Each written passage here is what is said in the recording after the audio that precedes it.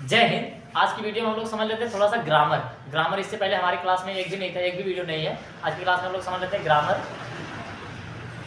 In the sense tense कितने प्रकार के होते हैं, क्या टेंस है, इसी के बारे में हम लोग समझ लेते हैं। टेंस कहते किसे, ठीक है। पहले हम लोग को क्या याद समझना है, ग्रामर को पढ़ने के लिए टेंस का उपयोग किया जाता है। किसका? टेंस का। और टेंस होता क्या है? टेंस का मतलब होता है काल ये बहुत ज्यादा पूरा प्राचीन भाषा है, उसे नई भाषा में लगा दिया गया है समय, ठीक है। और इसी को कहते हैं टेंस का मतलब काल ये बहुत पुरानी भाषा। आप रामायण या फिर महाभारत में सुनेंगे तो ये पिछले काल की मतलब की बात है, ठीक है। कल ये काल उसी में, अब उसी को क्या बता दिया जाता है? समय। और टेंस होता क्या है? टेंस बेसिकली ज्यादा कुछ नहीं, किसी चीज को अंग्रेजी में समझने के लिए टेंस का उपयोग किया जाएगा, ठीक है ना। और हम लोग हिंदी में जान लेते हैं ये मेरा नाम है, तुम्हारा नाम है, उसी को अंग्रेजी में कहते हैं व्हाट इज योर नेम, इसी को कहते हैं कि टेंस में करके बताओ। और टेंस का मतलब कुछ नहीं होता, ठीक है। टेंस कितने प्रकार के होते हैं? तो टेंस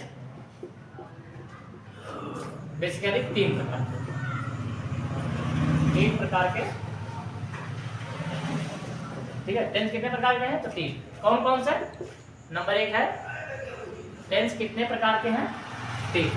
टेंस तीन प्रकार के होते हैं, ठीक है, आप ये समझ लीजिएगा। और नंबर एक कौन सा है? Present tense. प्रेजेंट टेंस इसको क्या कहते हैं? वर्तमान काल। वर्तमान काल। हमारी राइटिंग थोड़ी ज्यादा अच्छी नहीं है तो आप इसको एडजस्ट कर लीजिए, ठीक है। पहला आता है प्रेजेंट काल मतलब प्रेजेंट टेंस, और दूसरा आता है पास्ट टेंस। Past tense. अब पास्ट टेंस को क्या कहते हैं? तो पास्ट टेंस को कहते हैं भूतकाल। भूतकाल। और नंबर 3 पे जो आता है ना वो है फ्यूचर टेंस। फ्यूचर टेंस को कहते हैं भविष्यकाल। मतलब नहीं भविष्यवाणी करते हैं कि हमारे हाथ की रेखा देख के बता रहे थे महात्मा बुद्ध के बारे में भविष्यवाणी नहीं की गई थी कि आपका लड़का आगे चल के बहुत ही क्रांतिकारी होगा, दुनिया को सच्चाई के रास्ते पे लेकर के जाएगा। महात्मा बुद्ध के बारे में जानकारी हुई थी ना, तभी उनके पिताजी ने उनका विवाह करा दिया था, मतलब कमी उम्र में, नहीं तो वो उनका विवाह सही उम्र में होता। हाँ, तो वह क्या है? तो मतलब कहते हैं कि टेंस के प्रकार। टेंस को क्या कहते हैं? काल का मतलब समय। टेंस तीन प्रकार के होते हैं। कौन सा? पहला है प्रेजेंट टेंस, और दूसरा है पास्ट टेंस, और तीसरा है फ्यूचर टेंस, ठीक है। इसी को क्या कहते हैं? प्रेजेंट टेंस को वर्तमान काल, और पास्ट टेंस को भूतकाल, और फ्यूचर टेंस को भविष्यकाल। भविष्यकाल बेसिकली मतलब इसकी पहचान क्या है? देखो, पहचान बेसिकली पहले पहचान छोड़ के हम लोग समझ लेते हैं। देखो, जो समय चल रहा है, जैसे हम यहाँ पर बोर्ड पर पढ़ा रहे हैं, तो ये कौन सा टेंस होगा? Present tense. काल कौन सा होगा? तो वर्तमान काल। हम अभी पढ़ा रहे हैं, ये कौन सा टेंस होगा? ये कौन सा टेंस होगा? Present tense. और इससे पहले अभी कुछ समय पहले हम अभी बाजार गए थे, बाजार गए तो बीत चुकी है, वो समय बीत चुका है ना, वो कौन सा टेंस हो गया? Past tense. अभी कल भी हम वीडियो बनाएंगे, वो कौन सा टेंस हो जाएगा? Future tense. मतलब जो अभी हम पढ़ा रहे हैं ये कौन सा टेंस है? Present tense. हम बाजार गए थे, ये कौन सा टेंस है? Past tense. कल भी हम पढ़ाएंगे, ये कौन सा टेंस हो गया? Future tense. अब इससे आसान परिभाषा में क्या होता है?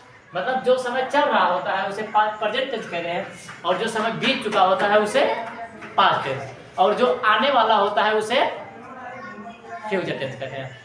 हिंदी में कहते हैं वर्तमान काल, भूतकाल, भविष्यकाल। आप ऐसे समझिए, हम अभी पढ़ा रहे हैं, तो जैसे पढ़ा रहे हैं, तो ये कौन सा टेंस है? वर्तमान।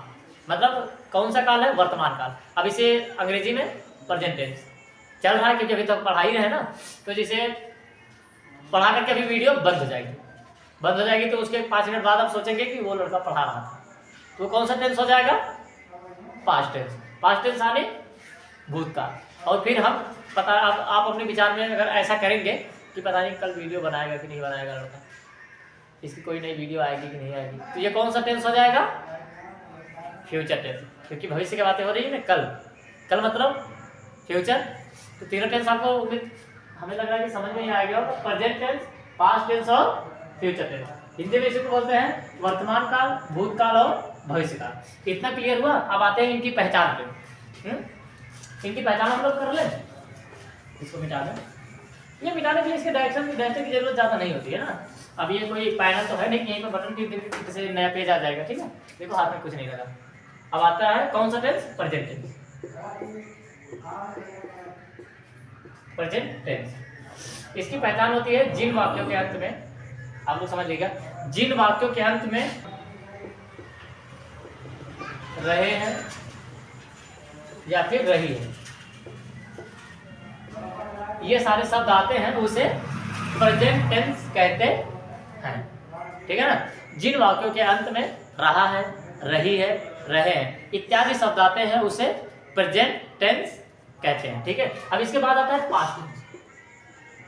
पास्ट टेंस, ठीक है ना। पास्ट टेंस क्या है? जिन वाक्यों के अंत में था, थी, थे इत्यादि शब्द आते हैं, जिन वाक्यों के अंत में था, थी, थे इत्यादि शब्द आते हैं उसे पास्ट टेंस कहते हैं। अब आती है बात फ्यूचर की।